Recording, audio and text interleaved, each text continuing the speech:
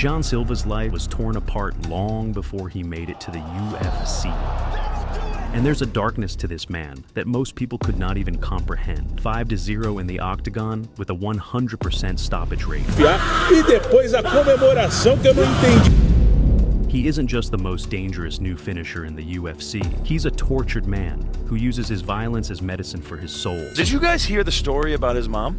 His mom killed like 3 dudes that were trying to assault her, and he witnessed it? Silva is a little different. He sees his alter ego as a very real part of himself, calling him Lord. And it's a side of him that most people only see when the cage doors close. To understand Silva, you have to understand what he lost. First, it was his brother.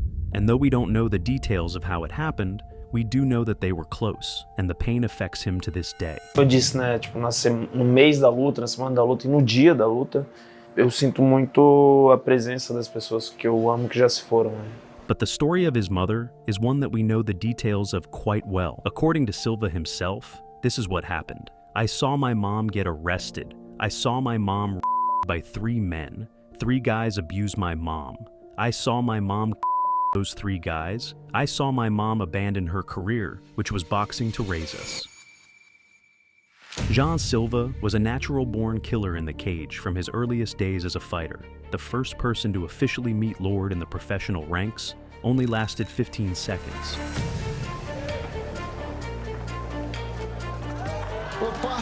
That's how long it took him to score a knockout in his debut. From there, his ability to turn his fights into brutal, bloody contests has only grown. After going 10-2 on the regional scene, a 7-fight win streak with 7 finishes led him to the opportunity of a lifetime, a slot on Dana White's Contender Series. In other words, Gene Silva was 1 fight away from a UFC contract. His opponent, Kevin Vallejos, was the prospect who had the hype. He was 21 years old, unbeaten at 11-0, and expected to come away from this fight with the contract in hand. But Silva got in there and made this an ugly affair, pushing the youngster further than anyone ever had, using his abrasive fighting style to wear on Vallejos as the fight wore on, showing him levels that he had never seen before. In the end, he took home the win on the scorecards and earned Dana White's respect along with it. It was an upset victory and a rare decision for Silva, but his usual violent streak would soon make its appearance under the bright lights of the UFC. Those lights can really mess with the head of an unprepared fighter, but Gene Silva has been through enough adversity to know that his mind is bulletproof. And let's make one thing clear, Weston Wilson had no business being in that octagon with him. This was a mismatch of epic proportions, and Silva seemed comfortable in that cage from the opening bell, right up to the point where he broke Wilson towards the end of the first round. It was an easy debut, but Silva had officially opened his account with the UFC. However, the greater tests would soon come. Charles Jourdain is a gritty veteran who, up until this point, had not been stopped by way of strikes. Known as a truly underrated fighter within the featherweight mix, this seemed like a pretty substantial step up in competition.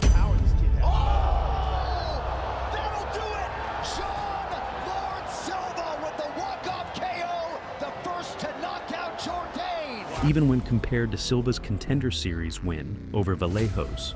But after a feeling-out process in round 1, Silva put an exclamation point on the round by hurting Jourdain badly, proving his next-level power for the 145 division.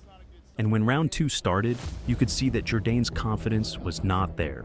Silva's killer instincts took over, and upon defending a desperate takedown, he punished his opponent with a brutal uppercut, becoming the first man to knock Jourdain out in the process. Now, people were starting to pay some real attention to this guy.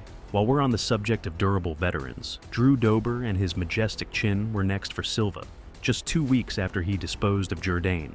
If that wasn't enough, he took the fight up 10 pounds at lightweight and proceeded to go to war with Dober across 3 rounds, relentlessly attacking him and eventually opening up a cut on Dober that the ref was keeping a very close eye on.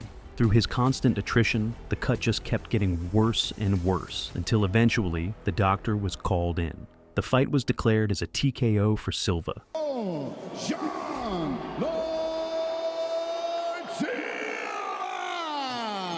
Extending his win streak to 11 and setting up a return to the featherweight division. And this next fight would be the final piece of proof the UFC would need before giving Silva the opportunity he so clearly deserved.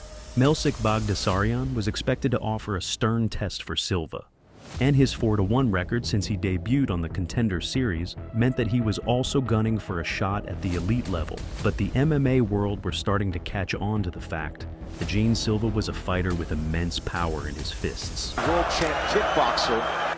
Bagdasaryan very light on the feet, jumping up and down.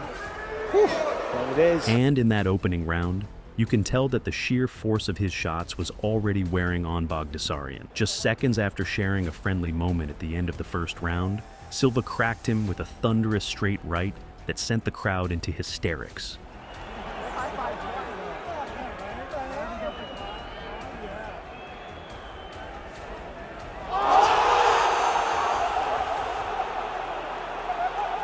It was another first-round knockout, and clear evidence that Lord was in need of a major step-up in competition. And the UFC well and truly knocked it out of the park with their next booking.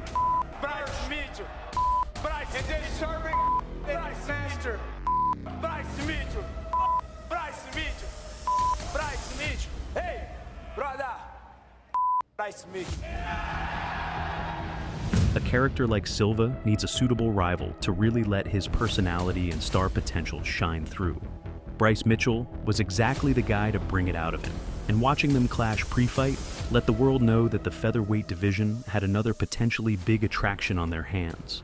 Things got so personal that Mitchell even refused to touch gloves with Silva pre-fight. But in the cage, Gene was at his brutal best, and over the course of the first round, he made sure to punish Mitchell at every opportunity.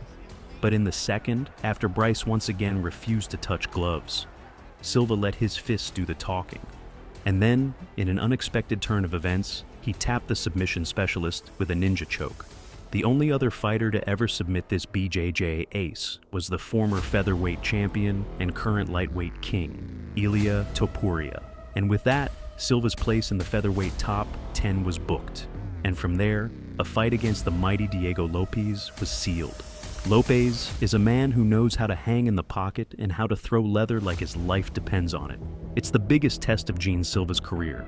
But if he does pass, especially if he finishes him, this fight could serve as a pathway to a title shot. Keep your eyes on this guy, folks. This is one of the finest violence merchants in the sport today.